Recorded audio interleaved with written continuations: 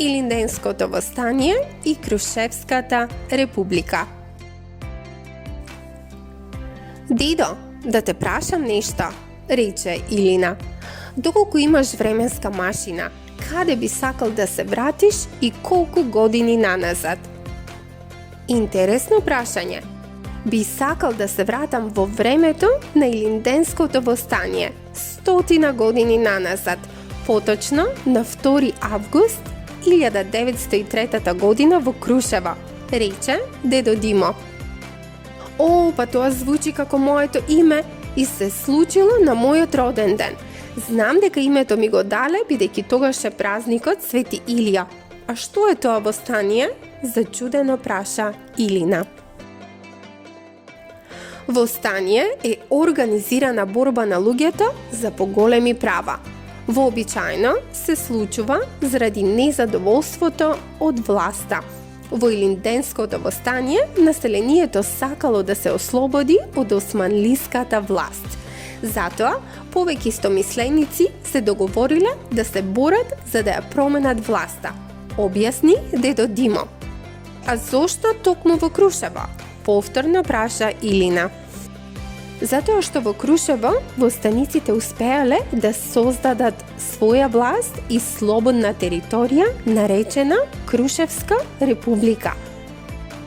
Таа постоела само 10 дена, но е многу важна за создавањето на македонската држава, одговори дедо Димо. А зошто само 10 дена? Повторно праша Илина.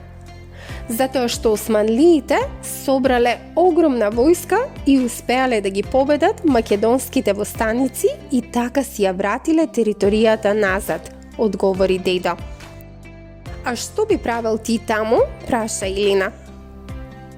Па би се запознал со Никола Карев, првиот председател на Крушевската република, и со војводата Питу Гули, кој храбро загинал на Мечкин камен. Би им помогнал во изработката на повеќе црешови топчиња. А Гоце Делчев таму бил?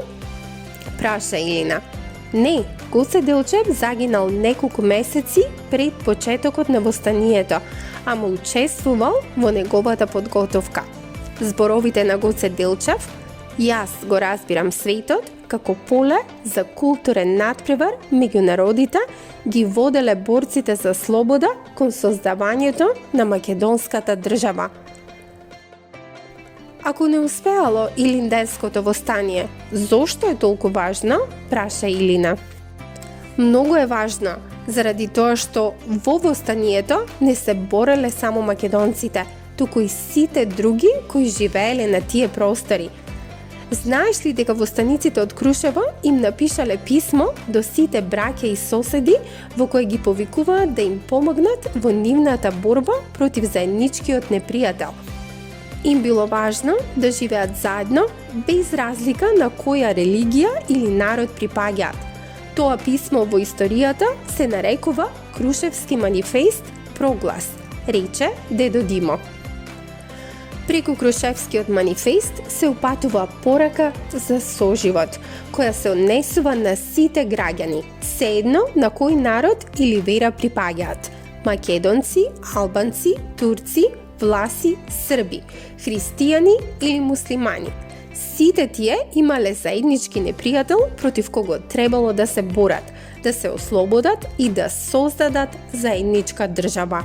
Тоа била Османлиската империја.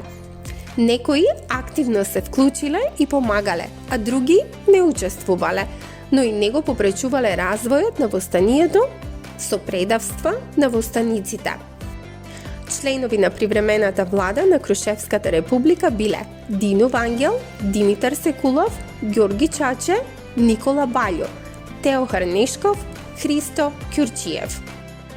Дедо, рече Илина, видов фотографии од луѓето кои управувале за време на Крушевската република. Сите се машки. Што правеле девојчината, мајките и бабите? Женските не помагале во восстанието? Како не помагале, рече дедо Димо. Жените учествувале на многу начини.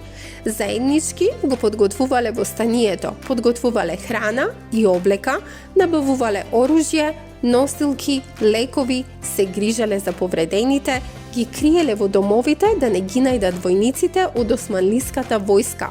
Сум чул за многу хероини кои со целата своја душа учествувале во востанието.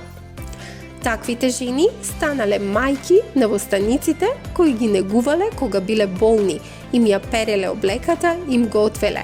Некои од нив зеле и пушка в рака и станале борци, хероини.